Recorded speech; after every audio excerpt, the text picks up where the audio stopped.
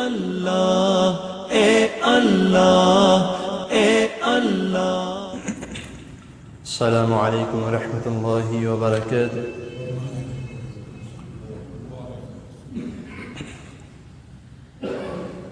ان الحمد للہ والصلاة والسلام علی رسول اللہ، اما بعد، اللہم صلی وسلم علی نبینا محمد صلی اللہ علیہ وسلم۔ قال رسول اللہ صلی اللہ علیہ وسلم: الظلم ظلمات یوم القیامہ، او کما قال رسول اللہ صلی اللہ علیہ وسلم۔ حضرات محترم، آج کا جو ہمارا موضوع ہے کہ ظلم کیا ہے یا ظلم کسے کہتے ہیں۔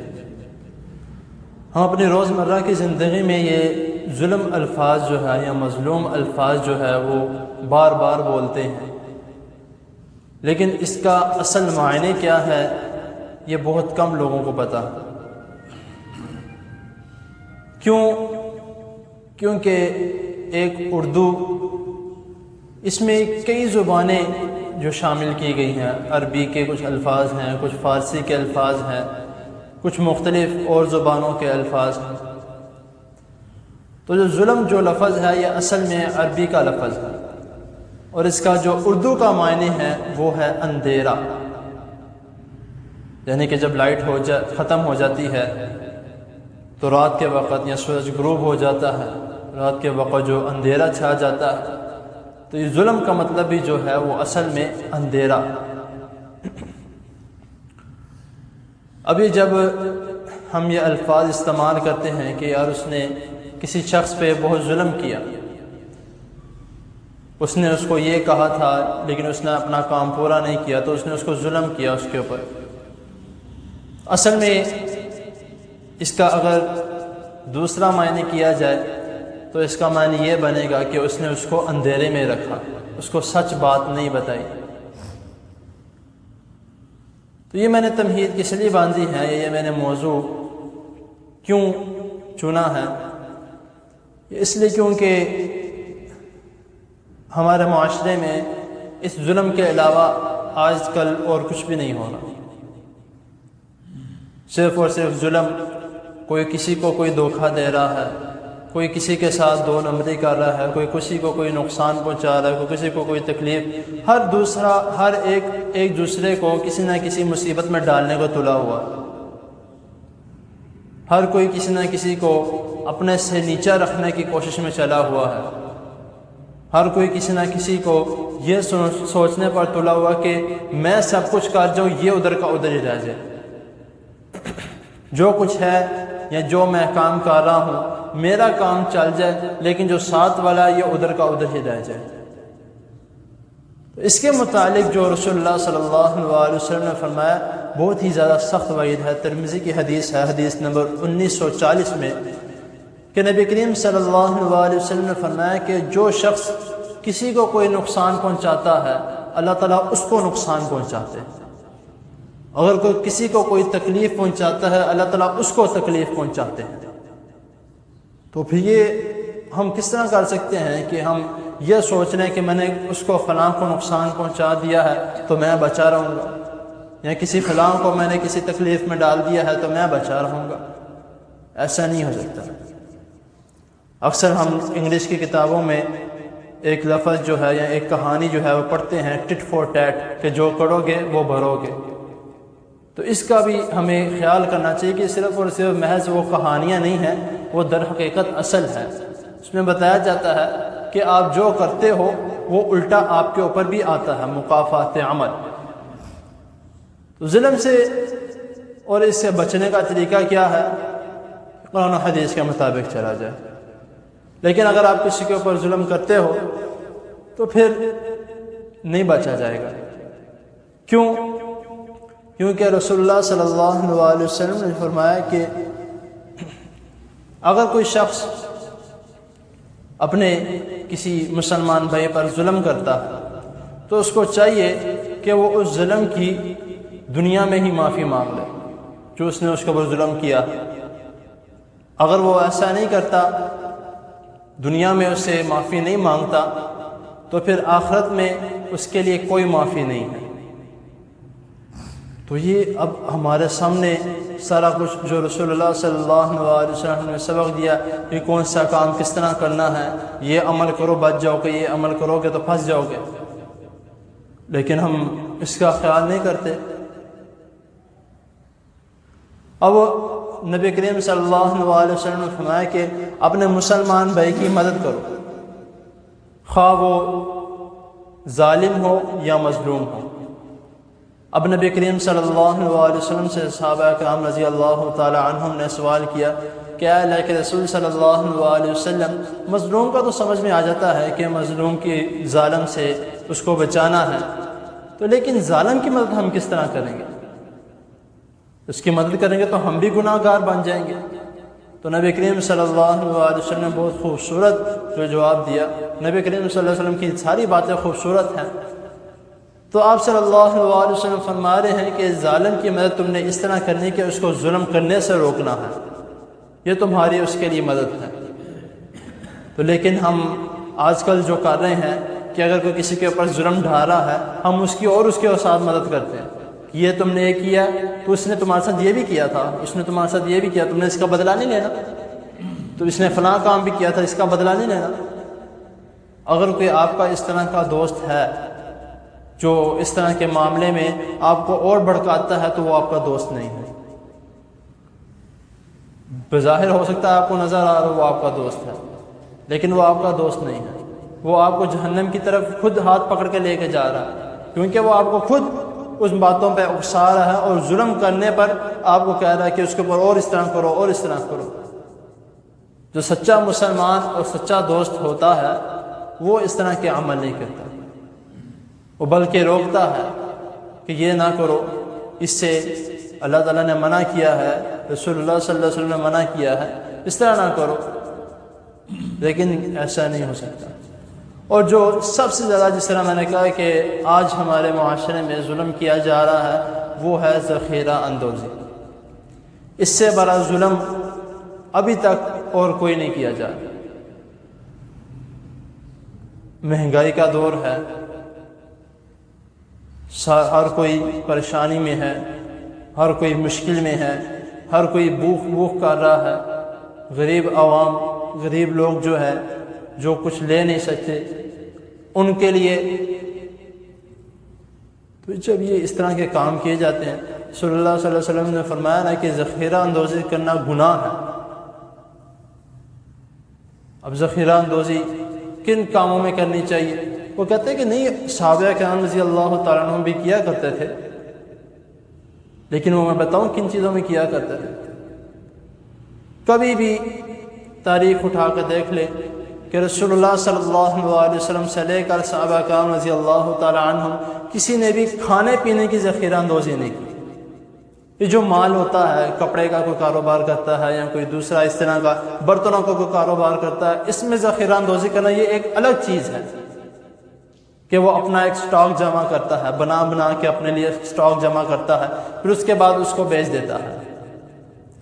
لیکن جو کھانے پینے کی ذخیرہ اندوزی اور اس نیت سے کرنا کہ جب کوئی ریٹ بڑھ جائے گا یا جب مارکیٹ میں یہ سب کچھ ختم ہو جائے گا تو میں زیادہ ریٹ پہ بیچوں گا، یہ کرنا ظلم ہے. جس طرح میں نے شروع میں ایک آپ کو حدیث سنائی کہ رسول اللہ صلی اللہ علیہ وسلم نے فرمایا کہ کسی کو نقصان پہنچانا تو اللہ تعالیٰ اس کو نقصان پہنچاتا. یہ بھی اسی طرح ہے کہ آپ کسی کو تکلیف پہنچا رہے ہو. بھئی اگر مارکیٹوں میں نہیں ہے تو آپ دے رہے ہو، کس طرح دے رہے ہو؟ آپ کے پاس کہاں سے آیا؟ تو وہ کہتا ہے کہ ان کو نہیں ملا لیکن مجھے مل گیا. اصل بات کیا ہے کہ اس نے اپنے پاس سنبھال کے رکھا ہو کہ جب سب کے پاس نہیں ہوگا تو پھر میں زیادہ ریٹ پر بیچوں گا. مجھے افسوس ہوتا ہے کبھی کبھی یہ سن کے کہ ہمارے مسلمان جو ہیں وہ مسلمان ہونے کے باوجود اس طرح کے کام کرتے ہیں کہ عیدین کے موقع آتے ہیں یا رمضان کا موقع آتا ہے تو یہ جتنی بھی اس طرح کی اشیاء ہیں جو زیادہ سے زیادہ کام آنے والی ہیں وہ مہنگی کر دیتے ہیں. جس طرح جب عیدین کے موقع آتے ہیں تو کپڑے وغیرہ جو ہے وہ زیادہ مہنگے کر دیے جاتے ہیں کہ لوگوں نے خریدنا تو ہے ہی، جس طرح مرضی ہو، رات کے 12 بج جائے، 1 بج جائے، 2 بج جائے، لوگوں نے تو خریدنا ہے. تو ہم یہ ریٹ لگائیں گے تو بھائی لوگ آ کے خریدیں گے، ہمارے پاس پیسے بڑھیں گے. یہ میں اپنے جو بر صغیر کے اس کے متعلق بتا رہا ہوں کہ ہمارے ملکوں میں اس طرح کیا جاتا ہے، مسلمان ممالک میں اس طرح کیا جاتا ہے. اور میں نے یہ الفاظ کیوں استعمال کیا کہ مجھے افسوس اور دکھ ہوتا ہے یہ کہتے ہوئے کہ جو غیر مسلم ہیں، جو فورن کنٹریز میں رہ رہے ہیں، جن کے پاس اسلام نام کی کوئی چیز نہیں، نہ انہوں نے قرآن و حدیث پر عمل کیا، لیکن جب رمضان کا موقع آتا ہے یا عیدین کا موقع آتا ہے، جو ان کا اصل ریٹ ہے اس سے بھی آدھی قیمت کر دیتے ہیں کہ یہاں پر جو رہنے والے ہیں وہ لے کر جائیں چیزیں، جو غریب ہیں وہ لے کر جائیں چیزیں، جا کے وہ اپنا روزہ رکھیں، اچھی چیزیں پہنیں، اچھے جو ان کے لیے کپڑے ہیں، ان کا تہوار آ رہا ہے، وہ خوبصورت چیزیں پہنیں. تو میں نے، میرے خیال سے شاید پچھلے سال کی بات ہے، تو میں نے یہ بھی کہا تھا، اس طرح کی بات میں نے پہلے بھی کی تھی، اور میں نے یہ کہا تھا کہ کم از کم ان سے کچھ سیکھ لیا جائے. تو پھر کافی حضرات نے یہ کہا تھا کہ آپ نے یہ الفاظ کیوں کہ ان سے کچھ سیکھ لیا جائے، مسلمان کم ہیں کچھ سیکھنے کے لیے. تو میں یہ کہوں گا کہ اگر مسلمان اس طرح کے کام کرتے پھر انہی سے سیکھ لیا جائے. لیکن ابھی تک ہمارے سامنے کوئی اس طرح کا مسلمان نہیں ہے جو اس طرح کا کام کرتا ہو. ہم نے تو جب بھی سنا ہے یہ سنا کہ فلاں دکان پہ یار اس طرح کا اس نے کام کیا، اس نے ایک چیز مہنگی کر دی، میں نے اس سے لینے کے لیے گیا، اس نے کہا ٹھیک ہے تو ٹھیک ہے، منع نہیں.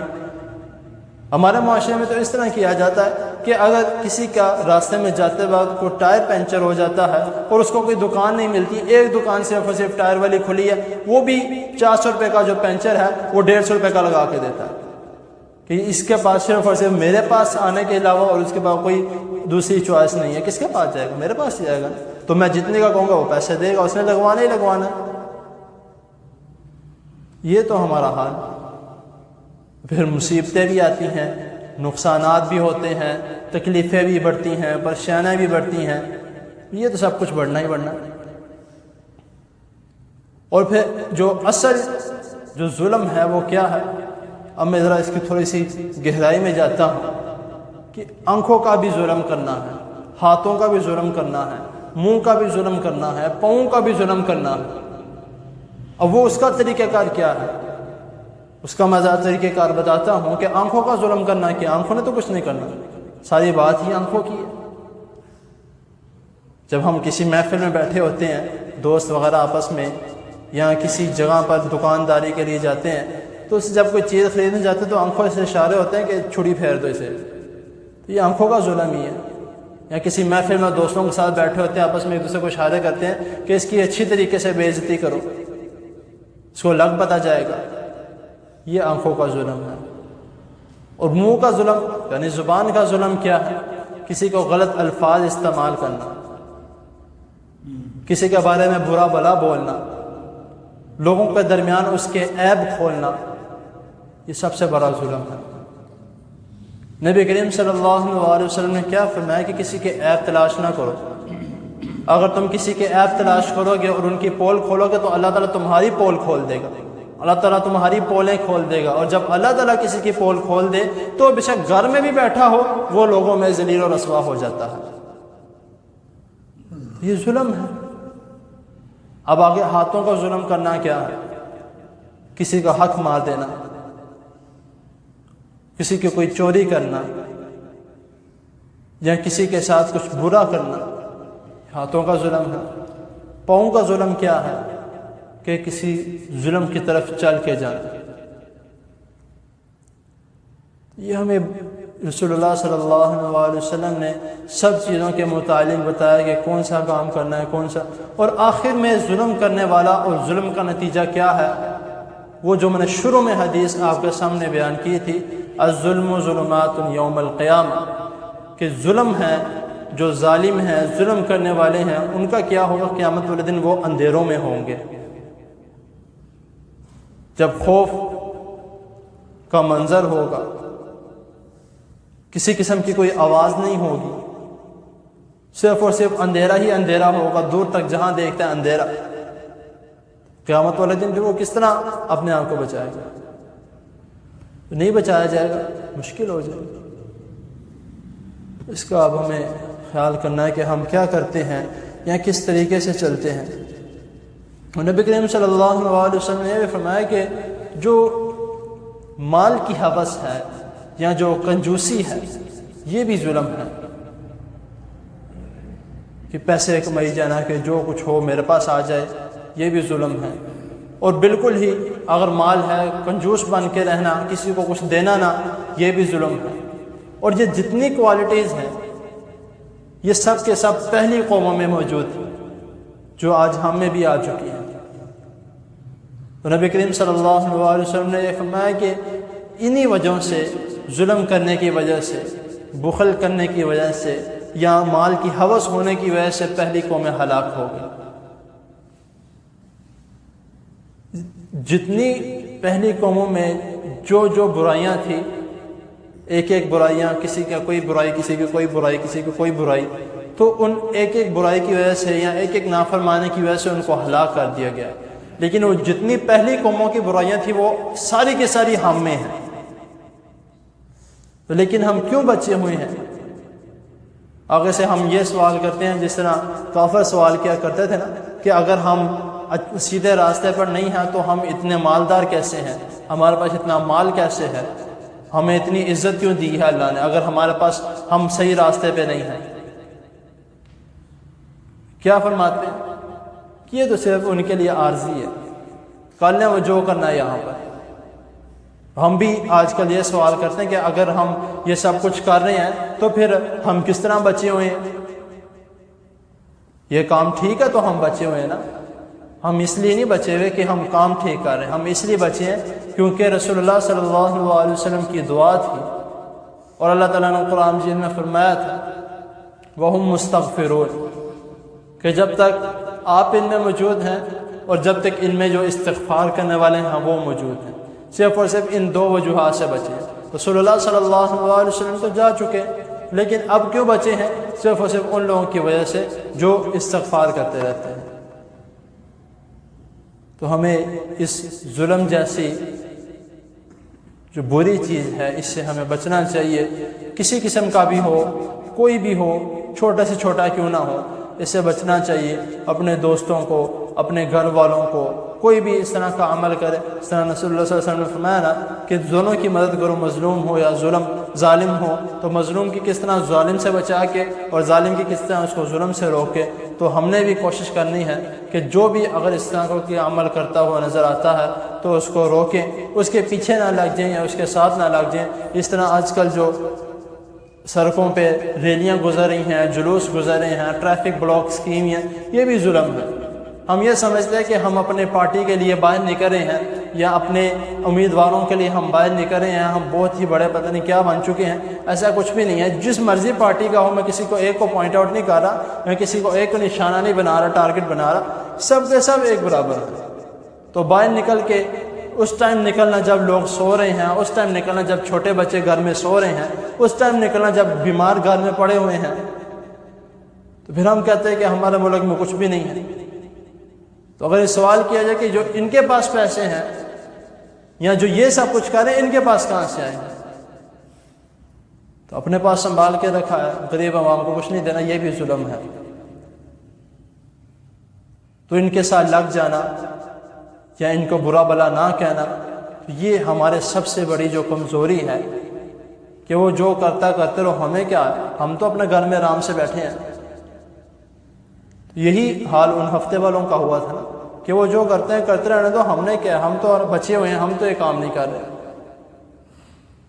اللہ تعالیٰ کی حضور دعا ہے اللہ تعالیٰ ہمیں ہر قسم کی برائیوں سے، ہر قسم کا ظلم کرنے سے، ہر قسم کی مصیبتوں سے، ہر قسم کے نقصانات پہنچانے سے یا پہنچنے سے، تکلیف پہنچانے سے یا پہنچنے سے اللہ تعالیٰ ہم سب کو محفوظ رکھے، اور جو سنایا اللہ تعالیٰ ہم سب کو اس پر عمل کرنے کی توفیق عطا فرمائے۔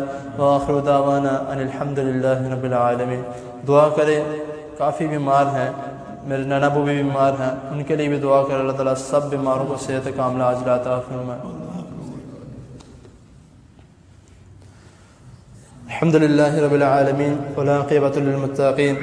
اللهم صل على محمد وعلى آل محمد كما صليت على إبراهيم وعلى آل إبراهيم إنك حميد مجيد. اللهم بارك على محمد وعلى آل محمد كما باركت على إبراهيم وعلى آل إبراهيم إنك حميد مجيد.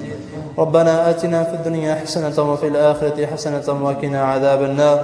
ربنا ظلمنا أنفسنا وإن لم تغفر لنا وترحمنا لنكونن من الخاسرين. يا شافي الأمراض اشف مرضنا ومرضى المسلمين. اللهم أعز الإسلام والمسلمين. اللهم انصر الإسلام والمسلمين. اللهم إنا نعوذ بك من جهد البلاء ودرق الشقاء وسوء القضاء وشماتة الأعداء. اللهم إنا نعوذ بك من زوال نعمتك وتحول عافيتك وفجاءة نكمتك وجميع سخطك. لا إله إلا أنت سبحانك إني كنت من الظالمين. اللهم صيبا نافعا. اللهم صيبا نافعا. اللهم صيبا نافعا. اللهم اشف مرضنا ومرضى المسلمين. اللهم اشف مرضنا ومرضى المسلمين. اللهم اشف مرضنا ومرضى المسلمين. يا شافي الأمراض اشف مرضنا ومرضى المسلمين. اللهم لا سهل إلا ما جعلته لنا سهلا وأنت تجعل الحزن إذا شئت سهلا. رب ارحمهما كما ربياني صغيرا. رب ارحمهما كما ربياني صغيرا. رب ارحمهما كما ربياني صغيرا. ربنا تقبل منا إنك أنت السميع العليم وتب علينا إنك أنت التواب الرحيم. وصلى الله تعالى على خير خلقه محمد وآله وأصحابه أجمعين برحمتك يا أرحم الراحمين.